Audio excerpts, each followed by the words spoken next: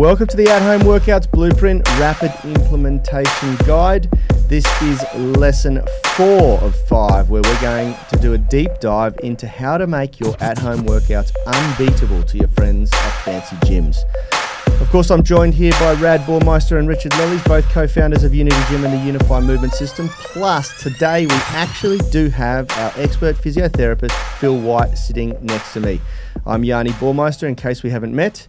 Now, guys, if you're watching on the live podcast recording, this week we are doing a special series on how to implement our at-home workouts blueprint, the 10 secrets to a better workout at home than your friends get in the gym. We're very excited to do this on the live because I know that a lot of you have done the at-home workouts. You have experienced what it's like to train at home. And so it's really exciting to be able to get your insights into that, which brings me to the question of the day, which we're going to drop straight away. We want to know what skill you have learnt at home, or what skill you are practicing, or what skill you would like to learn that you probably wouldn't be allowed to do at the gym, where be it by social pressure, you'd be embarrassed to try, or by rules, strict rules and guidelines. You might not be, when I used to work at Fitness First, we weren't even allowed to hang gymnastics rings because they were considered too dangerous. Certain skills like handstands, you may not be allowed to kick up against a wall. So you tell us, what skill are you learning, are you mastering, or would you like to learn that you don't think you'd be able to learn in a gym? We'd love to know.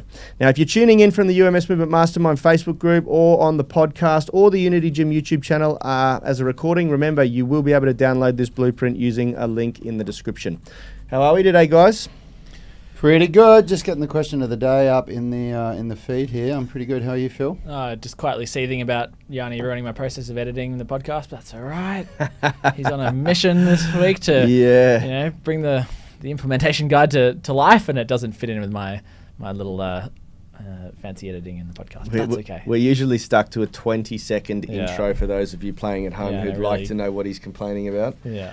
And there's no way I can get that in for 20 seconds. Believe it or not, I am actually, for those listening on the podcast, I am actually reading from a script there and improvising a little bit as I go, and which is why yesterday I almost announced that Phil was sitting next to me when he wasn't. Ghost Phil. Ghost Phil. And for those, if anybody's tuning into this series for the first time, if this is your first episode watching this, we're actually recording these a couple of months after we finished doing the at-home workouts. We were stuck in lockdown for 12 weeks at Unity Gym, and we did 12 weeks of at-home workouts where we did 3 phases. And in that time, because I was doing the workouts with everybody for 1 hour a day, and in that time I put on 6 kilos and I lost body fat at the same time. So I leaned up, which means I would have put on about 7 kilos of muscle and lost about 1 kilo of fat. Now, how many of your friends that work out in the gym that are already pretty strong and have already made a good result get results like that? What I mean by that is we all go through an initial adaptation that happens pretty quickly if you've never been to a gym. But when you're at my level and you've been training for as many decades as I have, it is very hard to get another 6 or 7 kilos of lean muscle on your body. But guess what? It happened when I was doing the at-home workouts, and the proof is in the pudding, because you can look at you can look at me in phase 1 of the programs and look at me in the last phase. And this is we're talking about. We looked at the transformation that I went through, the transformation that our tribe that were doing the program with us online, what their testimonials were, and we decided that we wanted to create this rapid implementation course for those of you who haven't done them yet and who are trying to figure out how you can create the ultimate at-home workout to get better results than your friends are getting in the gym. So listen up, because this stuff really works. Absolutely. Before we go any further, I do want to give a huge shout out. Again, yesterday we mentioned it, and I was knocked over by the fact that we got inundated by Google reviews again last night. I think like 13 new Google reviews came through overnight last night. Thank you all for doing that, for sharing that. As I said yesterday, you have no idea how powerful your stories are that you're sharing.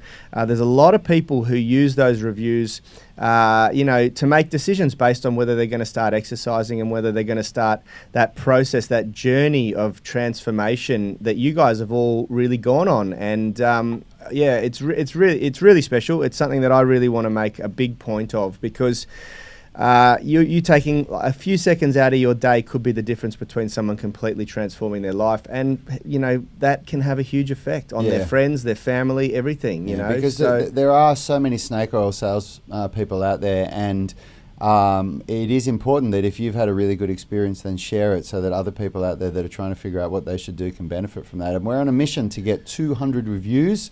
I just checked this morning, we're at 136. So please be one of the legends in our tribe that helps us to get there. And let's hit that. Keep them coming. Yeah, let's hit that 200 reviews. I know we can get another 64 reviews before the end of the month. So let's do it. And for those of you watching this rapid implementation guide who have never ever experienced the Unity Gym effect, the tribe, then jump over there, check them out. It's pretty cool. Morning, Richie. Good morning, guys. Richie on the mic, the voice of God. Love that. I love it. Hello, but hello. Hello. Okay, so let's frame this up. I'm going to read it verbatim straight off the email.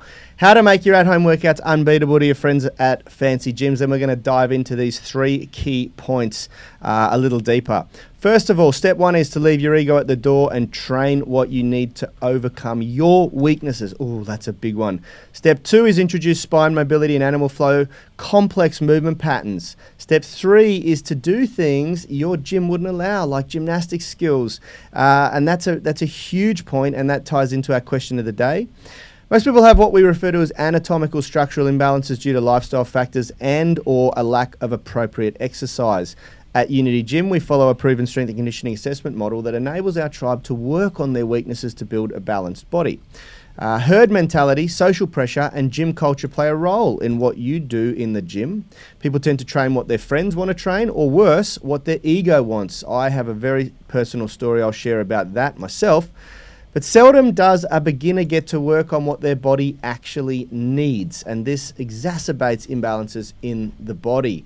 So the 3 points we want to talk about here: when training at home, you get to choose what you do. You can make your workouts 100% personalized to your needs. In addition to avoiding muscle imbalances, there's a number of extremely beneficial movements that deliver impressive results that you may feel uncomfortable doing in front of other people, such as spinal mobility drills. Anyone who's watched our videos on Instagram of us all getting down on the spine mobility, it's learning how to do that. It looks cool, especially when it's derived from dance, so it's something that you can that you'll see people doing in dance.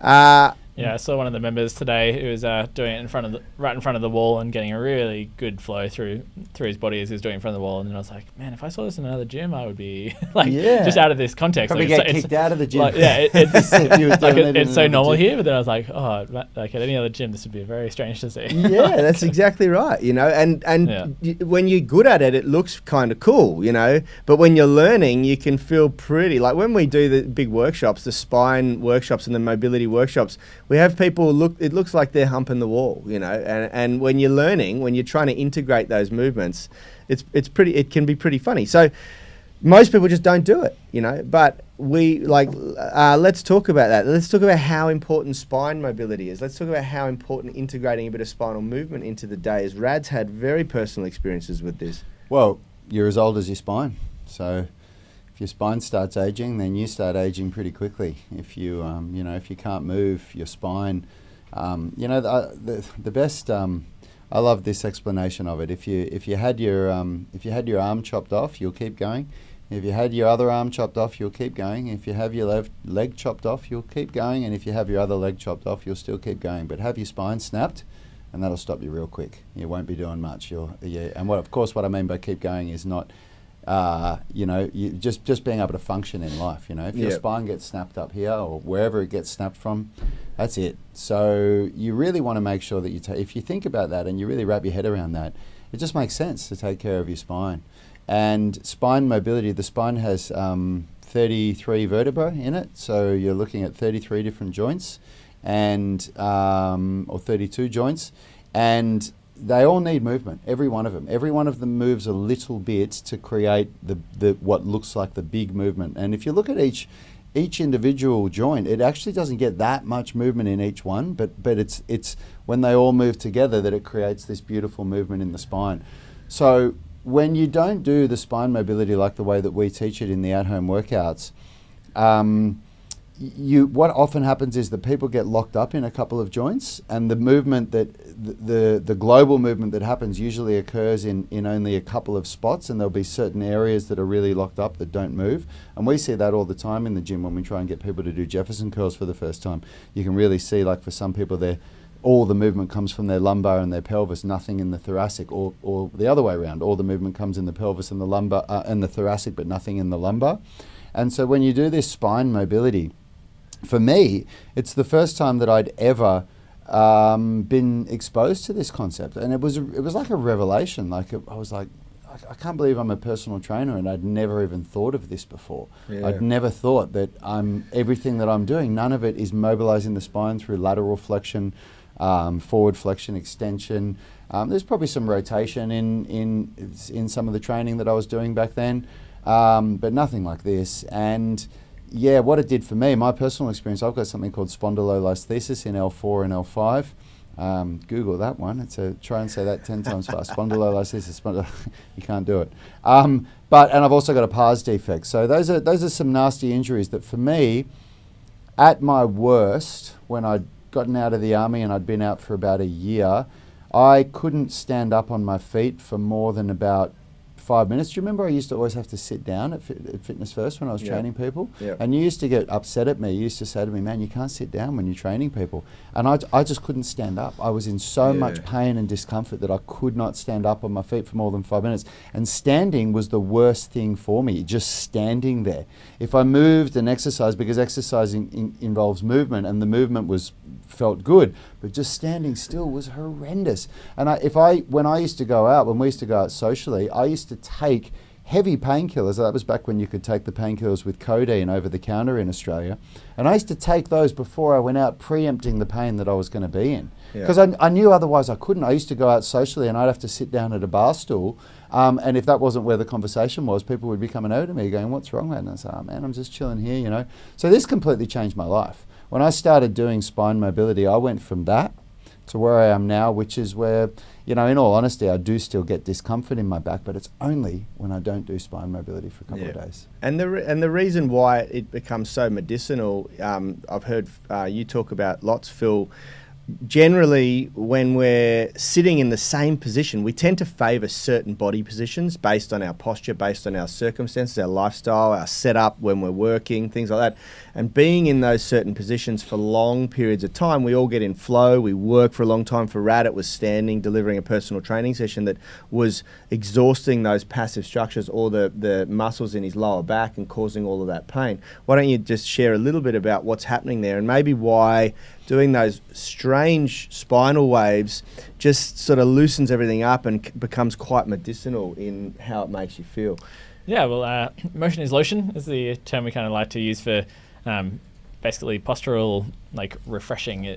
If you're in one spot for a long time, the structures around your body, so your muscles will sort of start to get a bit fatigued if you just sort of slumped over in one position for a long time, and your body's really efficient and it figures out ways of using less energy if possible. So often you'll then start riding your passive structures, so the bones, joints, the cartilage, ligaments, and they'll start, or, you know, the classic ones when you're standing, you got your hip out to the side with your ITB kind of taking over a lot of the load that your muscles would otherwise do.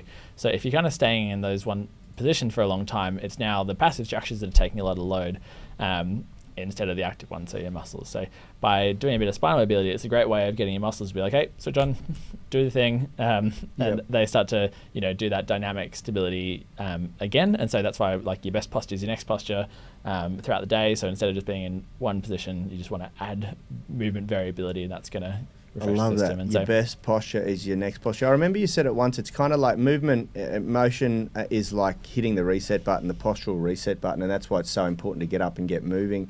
Now look...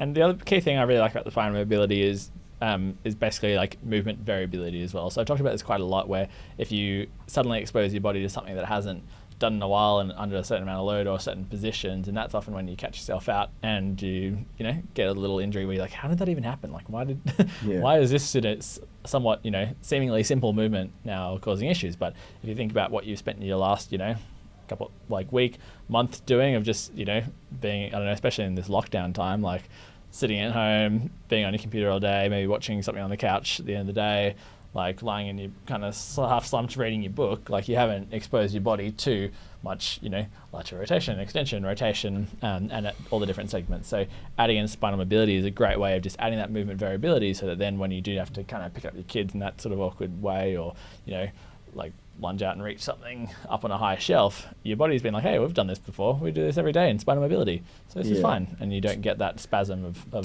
protection. Do you know, I've got something to add to that, and I think that what you've just said is really important.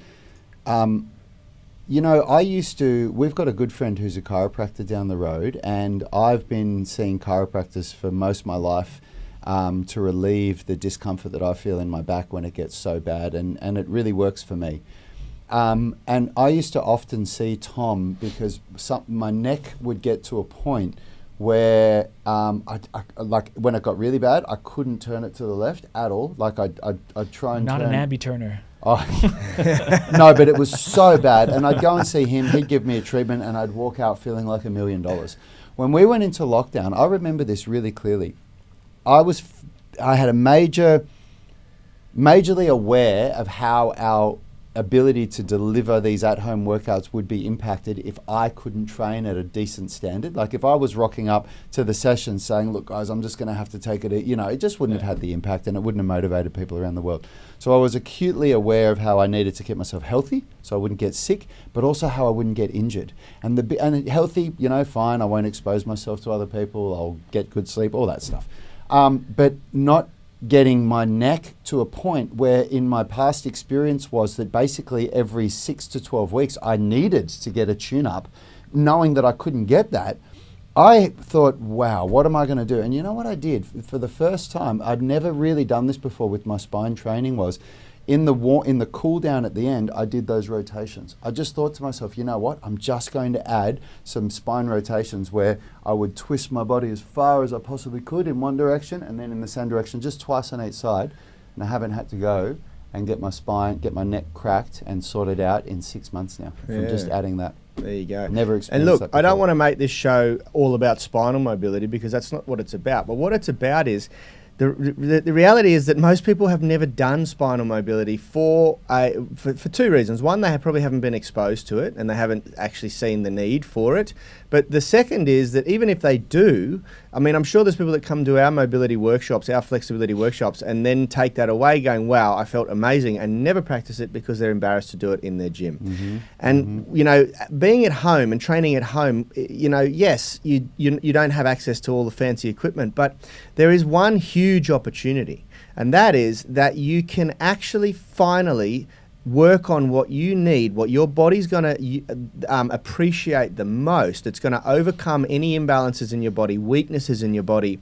Everybody has, in my opinion, an opportunity with spine mobility and that sort of movement. When you start to do it for the very first time, and it doesn't take a lot, it only takes a few minutes a day, you feel better. I used to have to crack my neck all the time. I don't have to do that anymore, and I only do it a tiny little bit, But it's not just spine mobility. It's skills, it's animal flow, things that combine flexibility and mobility.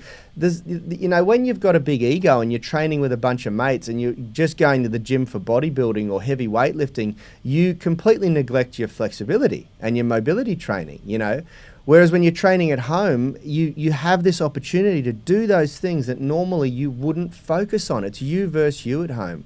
And I think this is the message I really want to drive home. You've got a really big opportunity with your at-home workouts. Don't just do the things that you see on Instagram. Do the things that your body actually needs. If that is as simple as wanting to learn your first push-up, then you've got an opportunity to do that. If it's extreme as you want to learn a handstand or a press to handstand, then you've finally got the opportunity to do that, because no one unless your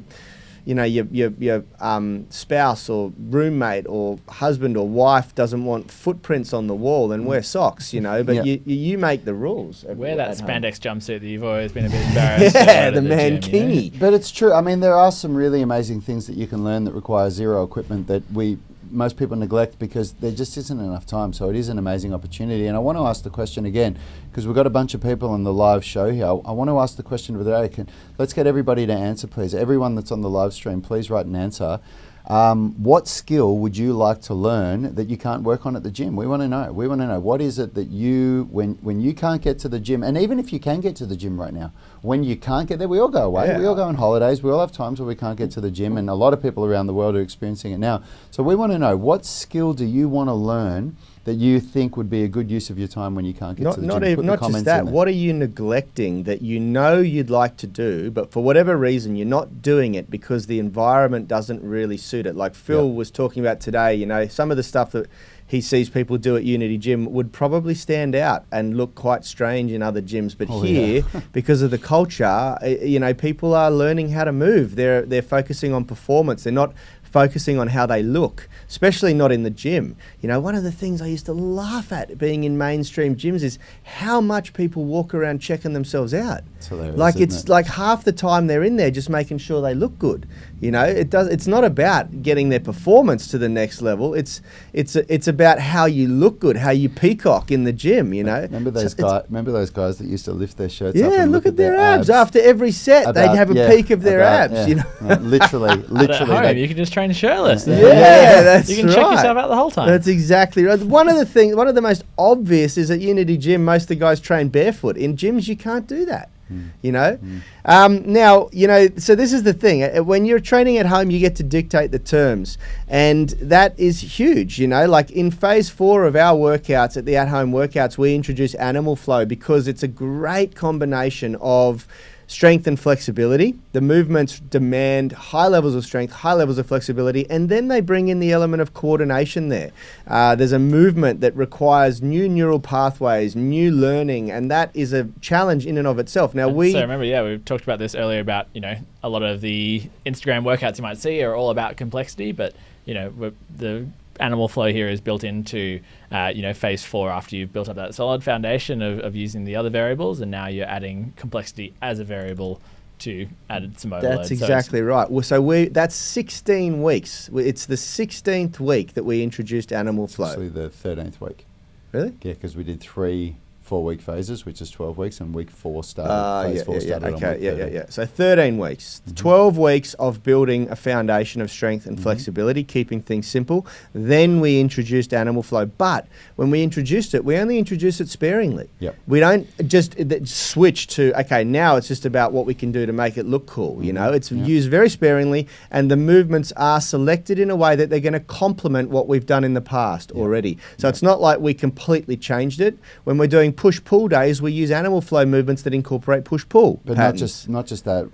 We demonstrated it in a very progressive manner, and we showed regressions and progressions. So we explained very, very clearly how, as an absolute beginner, you can introduce complex movement patterns rather than just showing. I mean, God, those, you know, again, some of the workouts that we're seeing, some of these uber fit dudes and dudettes on Instagram and YouTube doing, like, I mean, I would struggle to do some of the stuff, you know. So how would the average person go with it?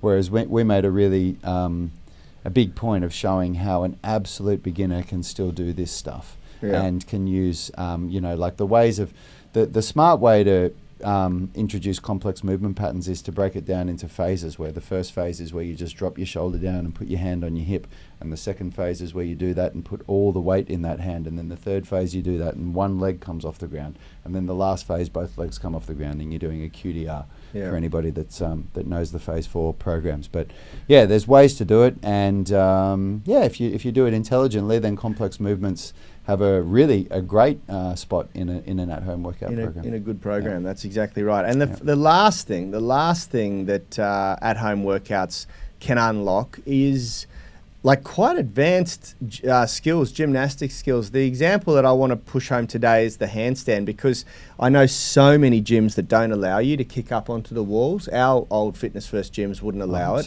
And also just that there's this, you know, I remember quick story, a couple of years back when you could travel internationally, we were in Bali. I had my family in Bali, and Kalisha and I had joined like what would be considered a fairly mainstream gym up in Ubud. And Yeah, part of my warm-up at that time was to do a little bit of animal flow and a bit of handstand skills work. And we got there, and it was really funny because I'd get there, I'd start warming up, and people would sort of leave me alone as soon as they saw how flexible and mobile I was. They're like, okay, this is interesting, And then I'd take my shoes off and do some animal flow and do some handstands. And first of all, someone came up and said, "Sorry, man, you've got to put your shoes back on." And I was just like, "Fuck, are you serious?" Like, okay. Put my sneakers back on, and then doing handstands for a while, you could just see the people behind the desk seething, thinking he's going to fall on someone, or he's going to, this is ridiculous, And then after that, I'd go and deadlift every plate they had in the gym, close to 180 kilos or something like that. Everyone was just astonished. This dude that they thought was going to do clown tricks was stronger than everyone in the gym as well, But you have these problems. You run into problems. If it doesn't fit the culture of the gym, they won't let you do certain movements like that, And so I think for all of you training at home, you got a real big opportunity here. You got a real big opportunity to unlock that thing that's been holding you back, that you may or may not have felt comfortable doing in a normal gym or a normal gym environment. It might be flexibility training. It might be unlocking a movement skill. It might be learning to do your first push-up. Doing a better squat, spending some time just working on your ass to grass squat, that mobility, that end range strength, all those things. You might be pushing yourself in like the cardio workouts. Some people get really self-conscious about like sweating and huffing and puffing. Like, there's one of the things I love about this at-home workouts is you get all the good parts of the gym environment where you have, if you're doing the follow-alongs, other people are there, or even just you're keeping up with rad, and so that kind of is that incentive you need to just push yourself a bit harder than you probably would yourself. But none of the judgment that happens in some gyms that aren't 100%. So friendly, no one's going to frown at you if you go and have a spew in the bathroom afterwards. It's you versus you. Yeah, 100%. All right, we got some great comments here from our guys watching live. Let's go through those, Rad. Yeah, sure. So Greg Gillespie saying busting out the spinal wave on the D floor on Saturday night is my jam. Absolutely, I love it. And that's a way to ensure social distancing around you. Yeah. I don't know. A lot of people think it looks pretty cool. You might actually get some decreased social distancing from the ladies. Mate, the interesting thing is the spinal waves has come from dance. I used to do a trade-off with a dance instructor that I was doing that I was teaching as a client of mine in personal training, and he used to teach me dance. And the warm-up drills were learning to do spinal waves and like chest movement and shoulder movement and things like that. And when you see a professional who can do popping and locking and proper flow and that's where it all comes from. It's like breakdancing and stuff like that. It is freaking sick, man. Like it looks incredible. Very cool. So Quock is saying, morning boys. Yeah, it's definitely the spine mobility for me is the skill that he wants to be mastering at home, which is unreal. Adam Meliani is saying middle splits for sure. Lee Clements is saying my gym has switched to your programs now, meaning that there is no gym, it's our programs now, which is just awesome. And she's also saying that your workouts reinforce my belief in strong parts of my body, quads, abs, and my good flexibility. I also discovered the weaker areas, imbalances, left and right, poor hamstring compression and poor spine rotation, which is awesome. And I actually asked this question in some of the morning classes yesterday and today to people, and what everybody said was some form of calisthenics skill. There was some type of calisthenics skill that they were saying is what they really wanted to work on when they're outside of the gym and when they don't have access to the gym, that's a really smart way to look at things, because there's your opportunity. You've got your body weight, you don't need equipment, it's a calisthenics skill. And my answer to all of them was get good at the handstand, because the handstand is the entry level to calisthenics. It's the gateway drug. It's the gateway to calisthenics. There's a couple of reasons why. I'll tell you why. The handstand, at a basic level, it will feel like a strength movement. It feels very challenging, but it's not considered a strength movement. It's considered a skill. So, and what it does is as well, it gives you really good core and postural development, because it teaches you how to control your glutes and your abs and how to control where your pelvis is in space, and to understand a good line in your body, how to stack your body, which is really important for calisthenics. You need to understand body awareness. But it also creates very, very healthy shoulders because it starts bringing your shoulders up into extreme flexion and creates end range strength in that extreme flexion. And, of course, it gives beautiful conditioning for the wrists and elbows and shoulders. Not only end range strength, but rather end range stability. Yeah. But, now you're working the muscles that keep the ball in the middle of the socket in that overhead position, which is often where people are really, feel the least stable and feel really apprehensive in that position. So if you can, And all of that stuff you need for all calisthenics skills. So that's why the handstand, and in all honesty, it is the easiest calisthenics skill to master when you look, not even to master, even to get at a basic level. When you compare it to things like the planche, the front lever, the back lever, muscle ups, like those require serious strength development and serious conditioning in the body. And the handstand does too, but people get handstands quicker than they get any of the other ones. People can do a mediocre handstand where they can kick up and hold it for 10 seconds. It depends. It's subjective based on body type. Yeah, if you're of course. super strong, then the muscle up will come much quicker than a handstand. Of course. We've got a Hall of Famer on here at the moment that I want to give a shout out to. Adrian Sneary is our very first ultimate athlete at Unity Gym. He's the man, the myth, the legend. The man, the myth, the legend. He's saying here, hey fellas, loving the shows this week. Great to hear from Richie on Monday and his approach to training. I found a comment in an old 2017 training book about how impressed I was with Richie's consistency and patience with his training. I think he was working around an injury at the time. What a beast. Absolutely. I know. Richie's like the enigma of Unity Gym. I know. Every once in a while, the voice. He's the voice. Yeah. And Adrian's always said, also love the spinal work. I recommend it to everyone. Has been a game changer for me. Thanks very much for sharing. Adrian, were you doing those at-home workouts with us? He was. Yeah, he was, wasn't 100%. he? Let us know how you enjoyed those at-home workouts, brother. Give us a little comment in there. And then we've got Kevin Lee. Kevin saying, spinal waves fixed a sore spot in the middle of my spine that had been lingering for 2 years. This was way before the Spine Mobility Masterclass was created. Just the 1 minute as part of the UMS daily was enough to do it. How good is that? Mate, it honestly, the Spine Mobility Masterclass is an absolute weapon of a thing to adopt and learn. And I think it's great to go through that initial period where you do sort of practice it quite a lot. But you'll be shocked at how much you can do just by doing a minute of spine mobility, just like we do in the warm-ups. Well, that's what I say to people. Like it's a phenomenal, minute a day is...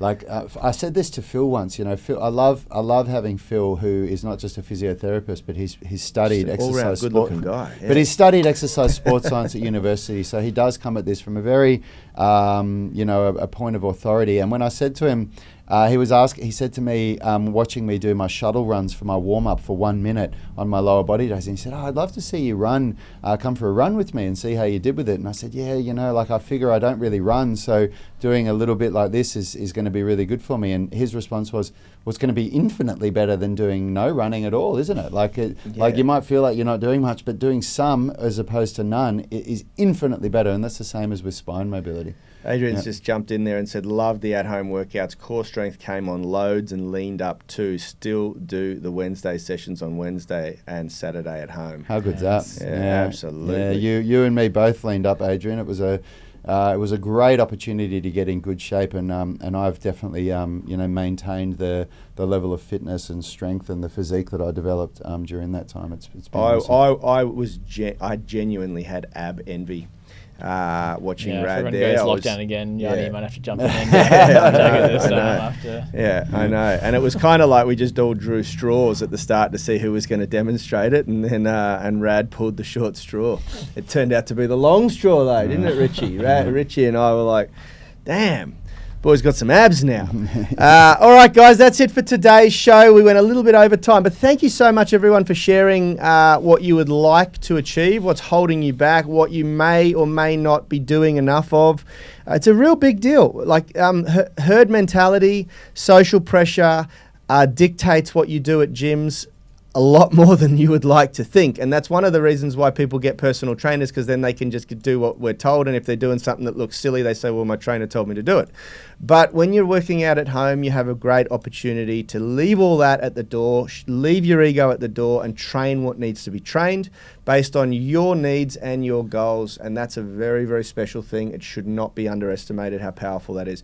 Tomorrow, we're going to bring this in for a landing.